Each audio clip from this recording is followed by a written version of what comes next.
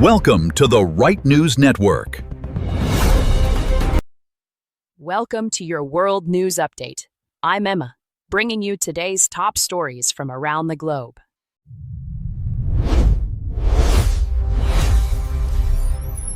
Trump's just rejected Iran's peace proposal, called it totally unacceptable. No details released on what Iran actually proposed or what the U.S. was asking for.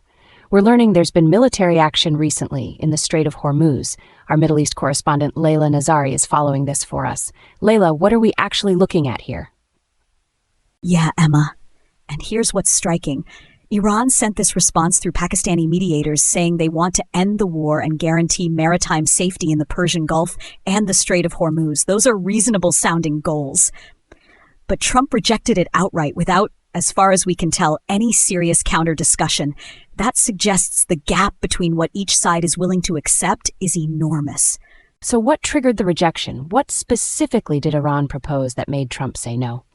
Look, that's the problem. Neither side's released details, which tells you something right there. When diplomacy works, you see statements, you see framework agreements being discussed publicly. What I'm hearing from officials this morning is there are fundamental disagreements on sanctions, on nuclear issues, and crucially, on what military presence looks like in the region. Trump's team apparently sees Iran's proposal as not addressing their core security concerns.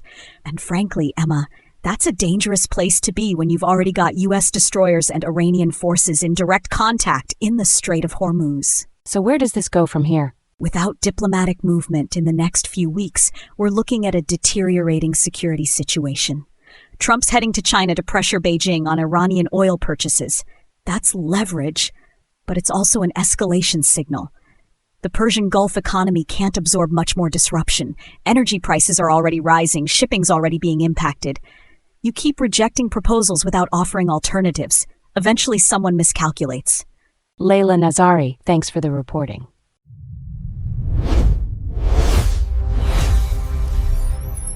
Continuing on world, Putin's now saying the war in Ukraine is ending. But here's what matters. He's also pushing for a mediator from Berlin.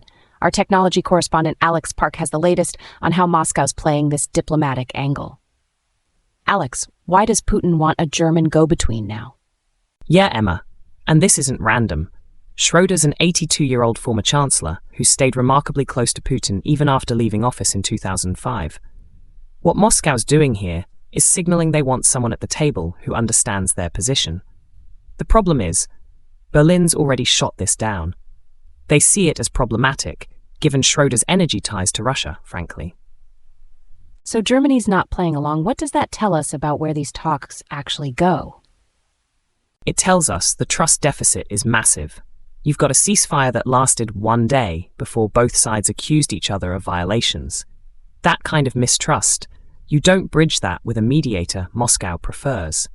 What's happening here is Moscow's testing whether the West is serious about negotiations or just buying time. And so far, the answer from Berlin and Washington is, we need someone both sides actually trust. Alex Park, thanks.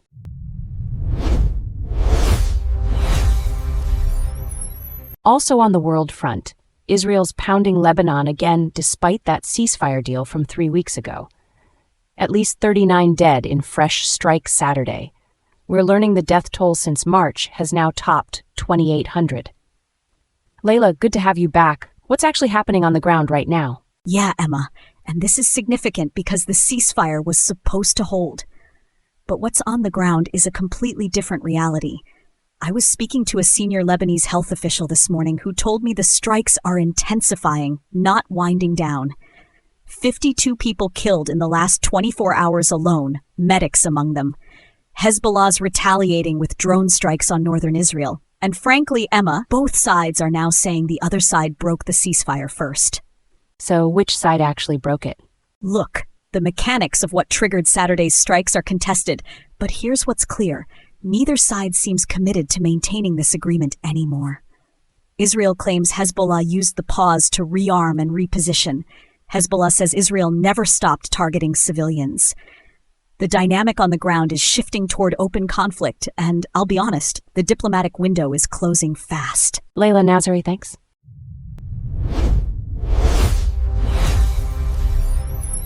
Tonight, Iran is signaling a shift in nuclear talks. Tehran says it's willing to move its uranium stockpile out of the country. But there's a catch. It won't dismantle the nuclear sites themselves. The offer opens a door for negotiation, but only if the West accepts what amounts to a partial solution. And that's the puzzle here. It could be genuine progress, or it could be a stalling tactic that leaves Iran's nuclear infrastructure intact and ready to restart whenever negotiations collapse.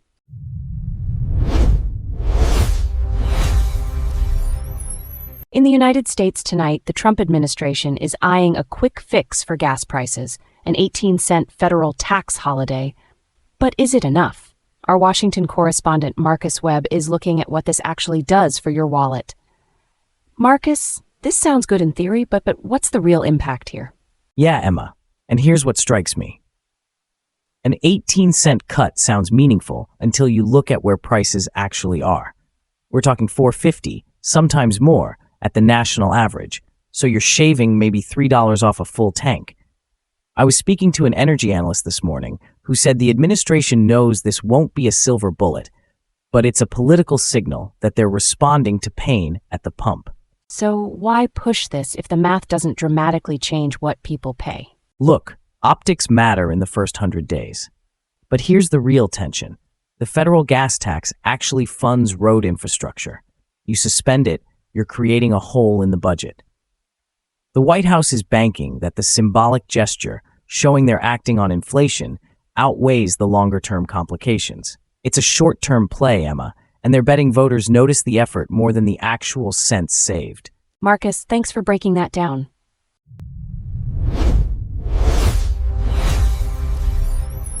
Hundreds of people are tonight scattered across 4 continents, all connected by one ship and one deadly virus. The MV Hantavirus docked in Spain's Canary Islands over the weekend, and what happened next was a race against time to get passengers home, but not before they spread across the globe. Back to Alex for what we're learning about where these people are going. Yeah, Emma. And the coordination here is frankly unprecedented. You've got British passengers landing in UK hospitals, French nationals in Paris quarantine, Americans heading to a specialized facility in Nebraska. What's striking is that some of these passengers are already showing symptoms. France's Prime Minister just announced a French national has tested positive on return. The concern isn't just the current cases. It's whether asymptomatic passengers are carrying the virus and don't know it yet. How long are authorities keeping these people isolated? Look, that's the open question right now. British patients are being monitored for 72 hours minimum.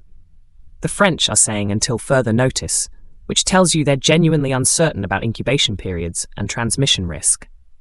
And the Americans heading to Nebraska, no timeline yet. I was speaking to public health officials this morning who were candid about this. Hantavirus behavior on cruise ships is still not fully understood. The longer these people stay isolated, the more expensive and logistically complex this becomes for every country involved. Alex Park, thank you.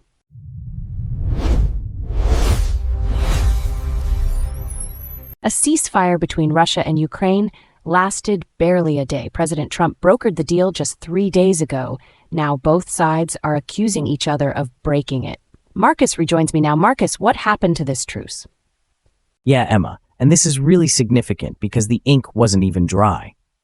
What we're seeing here is a return to the pattern that's defined this entire conflict: mutual accusations, finger-pointing, and zero trust. Sunday morning, Ukrainian officials reported Russian attacks that wounded 9 people. By afternoon, both sides were trading blame about who violated the agreement first. So this deal Trump negotiated, is it completely dead? Look, the 3-day window was always going to be the hard part. You've got 2 sides that haven't spoken directly in months, no independent monitors watching the border, and frankly, no enforcement mechanism if either side cheats. I was speaking to a diplomatic source this morning who said the ceasefire was built on hope rather than structural trust. Where does this go from here? That's the question keeping State Department officials up at night.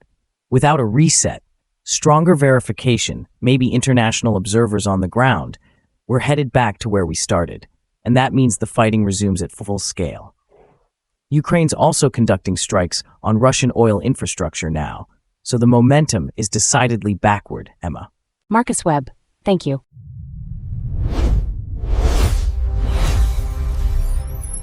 The war in Iran is forcing wealthy Gulf states to pump the brakes on something they've been building toward for years, a future that doesn't depend on oil. Our Asia correspondent James Chen is tracking how the conflict is reshaping investment plans across the entire region. James, how badly has this war disrupted what these countries were trying to do? Yeah, Emma. And this goes deeper than just headline economic numbers. Saudi Arabia, the UAE, Qatar, they've been pouring billions into Central Asia specifically to build what they call post-oil economies. They want stable, diversified revenue streams. But the moment Iran blockaded the Strait of Hormuz in February, it drained their capital reserves almost immediately. I was speaking to an economist this morning who described it as watching your retirement savings evaporate in real time. These are some of the wealthiest nations on Earth. Why can't they just absorb this hit and keep investing? Because it's not just one hit. It's the uncertainty underneath it. Foreign investors don't want to commit money to Central Asia when they're watching oil-dependent economies in the Persian Gulf burn through cash to defend themselves. The cost of financing these projects just went up dramatically. And frankly, Emma, that shifts the entire calculus. Now these governments have to choose. Do you rebuild your emergency reserves, or do you keep betting on diversification? James Chen reporting from the region. Thanks.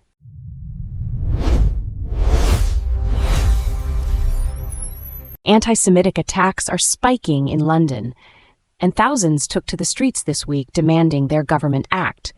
We're learning that synagogues and Jewish sites have faced repeated violence in recent months. Elena Vasquez is our Europe correspondent and has been following this. Elena, what's the scale of what we're seeing here? Yeah, Emma.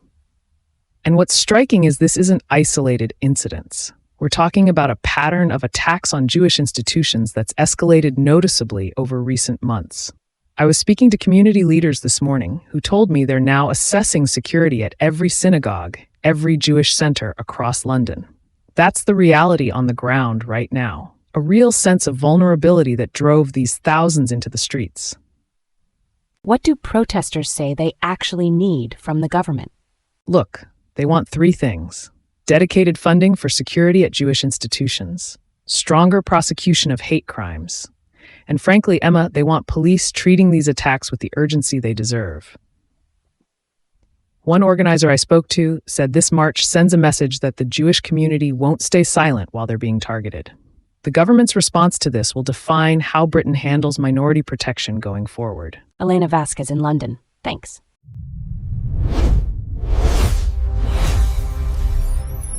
The Trump administration just threw down the gauntlet on federal spending. All agencies must buy American, no exceptions. It sounds straightforward, but the implications ripple across the economy and straight into the US-China technology race. James rejoins me now from our Asia desk. James, what's the real pressure point here? Yeah, Emma. Look, on the surface, this is about patriotism and keeping taxpayer dollars at home. But what's actually happening is Trump is trying to weaponize procurement policy in a much larger competition with Beijing. I was speaking to a trade official this morning who basically said this order is a signal we're done depending on integrated supply chains that give China leverage. The problem is, that's easier said than done when semiconductors and rare earth materials flow through networks that took decades to build. So how does Beijing likely respond? They won't wait. We're already seeing preparation for reciprocal measures. Chinese officials are quietly signaling they'll restrict American tech exports, which frankly, Emma, is where the real pain point is. The irony here is Trump's trying to protect American tech supremacy by cutting off foreign supply chains. But if those chains break in retaliation, American companies operating globally get hurt just as much. And the costs domestically. That's the wild card. Federal procurement just became more expensive if you're restricting vendors. Agencies already dealing with tight budgets now have fewer options and potentially higher prices. What I'm hearing from Pentagon sources is anxiety. They want American suppliers, but not if it compromises capability or drains resources needed elsewhere. James, thanks for that clarity.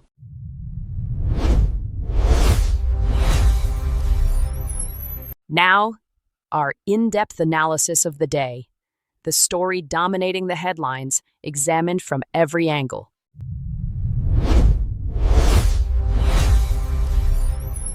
Iran has told the United States where to go. President Trump's social media response, totally unacceptable in full capitals, tells you everything you need to know about how Washington received Tehran's reply to the latest peace proposal. Meanwhile, CENTCOM confirms U.S. self-defense strikes after Iranian forces fired on American destroyers in the Strait of Hormuz. China is reportedly still buying Iranian oil, and back home, Democratic senators are calling America's defense budget outrageous. It is a remarkable week, even by the standards of this conflict. Joining me now are Marcus Webb, our defense and security analyst, and Layla Nazari, our Middle East analyst. Marcus, let me start with you. Is Trump's hardline response the right move, or is he slamming a door that desperately needs to stay open? Thanks, Emma. Look, let's be absolutely clear about what happened here. Iran fired on United States Navy destroyers in the Strait of Hormuz. The U.S. responded with what CENTCOM is calling self-defense strikes. And now Tehran is sending back a peace proposal response that the President of the United States publicly described as totally unacceptable. You don't get to shoot at the American Navy and then dictate the terms of the conversation afterward.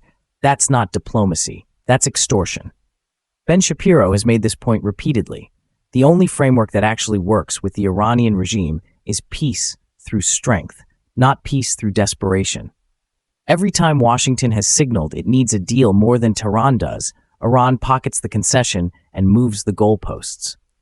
What concerns me is that there are voices in the American political establishment, Senator Mark Kelly calling a $1.5 trillion defense budget outrageous, while U.S. destroyers are under fire, who seem constitutionally incapable of understanding that weakness invites aggression in this part of the world.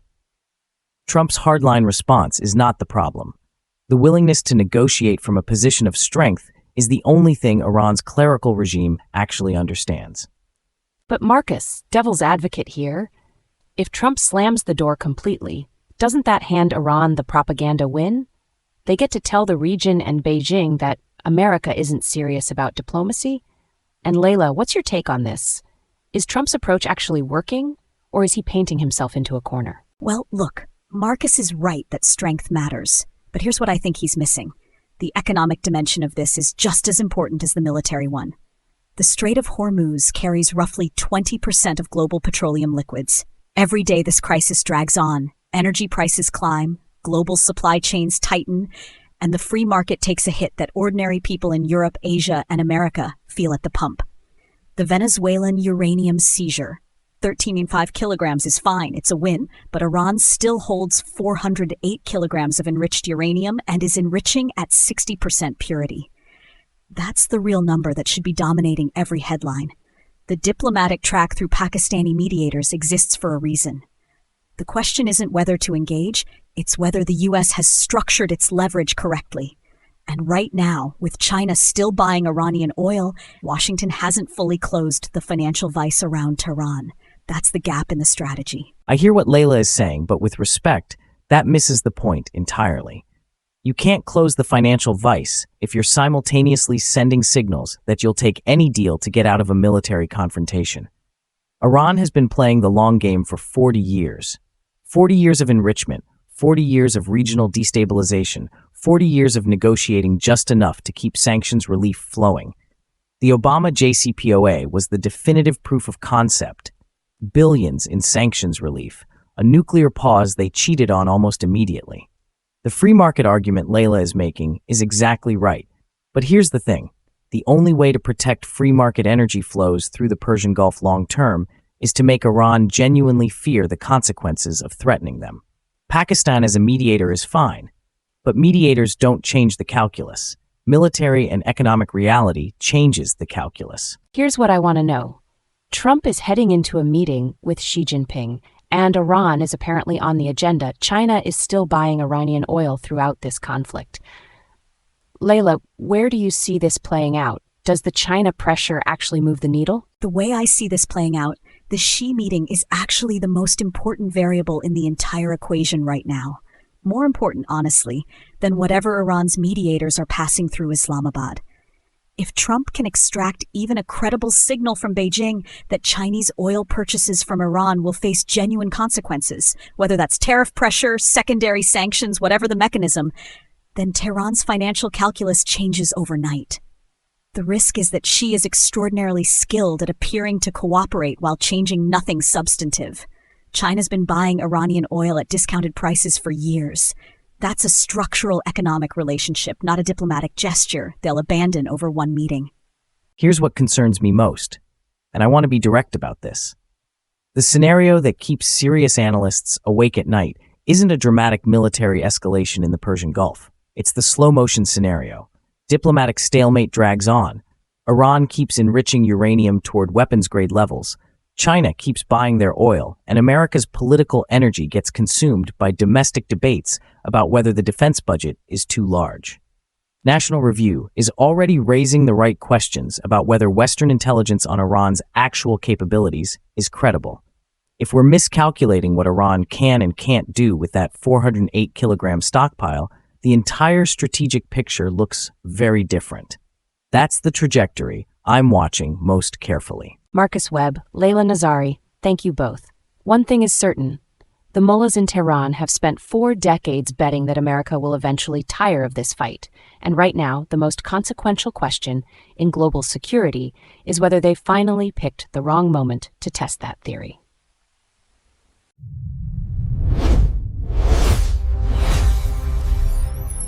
Three people are dead. Passengers are being evacuated to quarantine facilities on multiple continents, and the disease responsible has been known to scientists for 30 years. Yet there is still no vaccine and no approved treatment. The MV Hantavirus outbreak has exposed something far more serious than a single public health incident. It has exposed a gaping hole in the global health preparedness architecture that billions of dollars and decades of institutional authority were supposed to have filled. Joining me now are Elena Vasquez, our Europe and EU analyst, and Sophia Reeves, our economics and markets editor. Elena, let me start with you. Is this a competence failure, a funding failure, or a systemic institutional failure? Thanks, Emma. It's all three, and frankly, that's what makes it so damning. What we're watching unfold across Tenerife, Paris, London, and Nebraska is not just a public health emergency. It's a referendum on whether Western institutions are still capable of basic protective functions. 3 people are dead from a pathogen that the CDC has had on its radar since 1993. 3 decades. And we have nothing. No vaccine, no treatment. Nothing. Douglas Murray has written about this pattern extensively.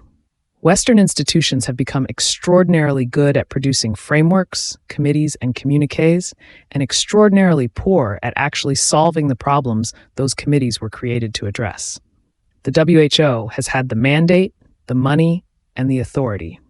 The result is passengers in hazmat gear being bussed off a cruise ship in the Canary Islands with 0 treatment options available to the sick. And the truly alarming part, Spain confirmed a new high-risk case during the evacuation itself.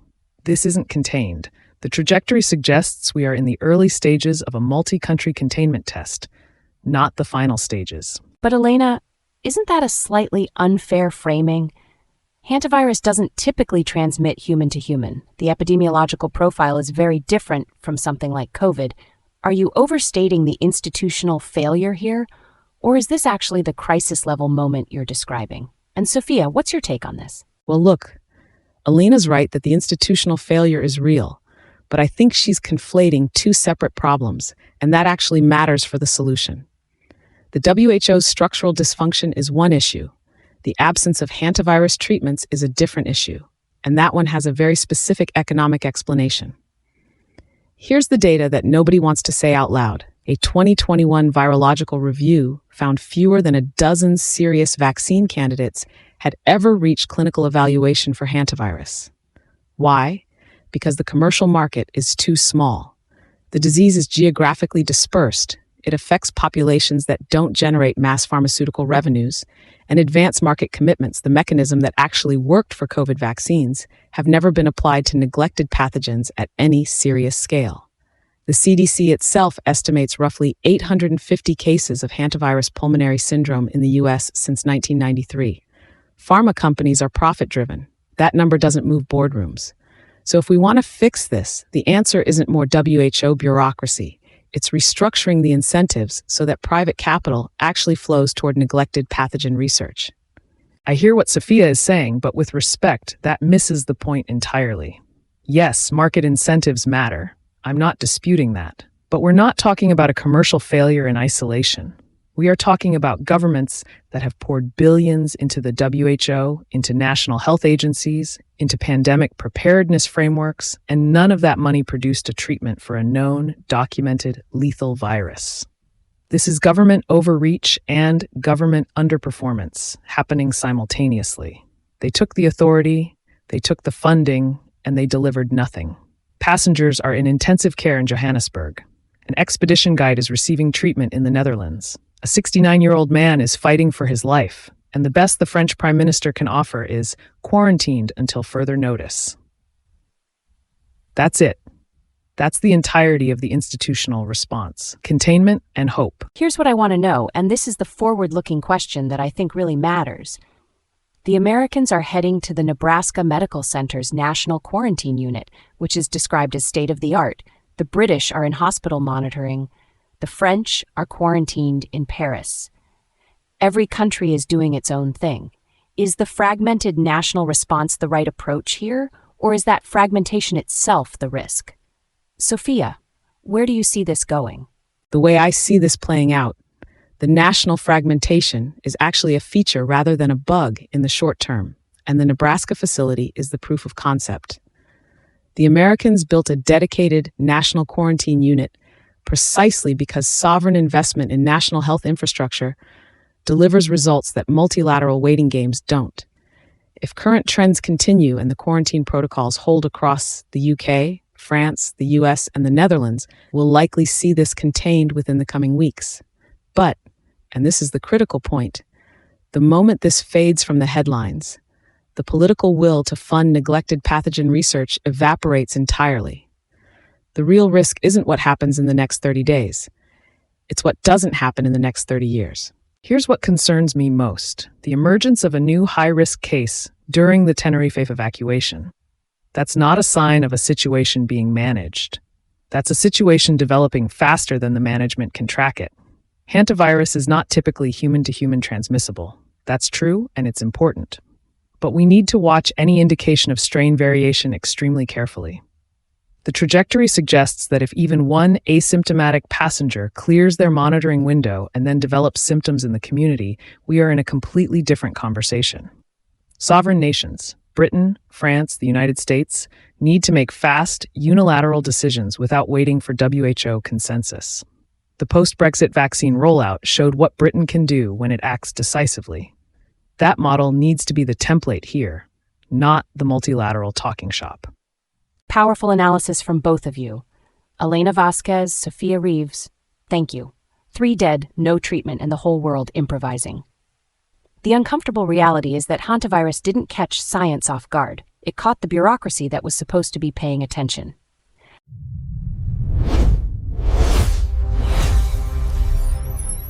That's all for this update. Stay informed and stay connected. I'm Emma. We'll be back shortly.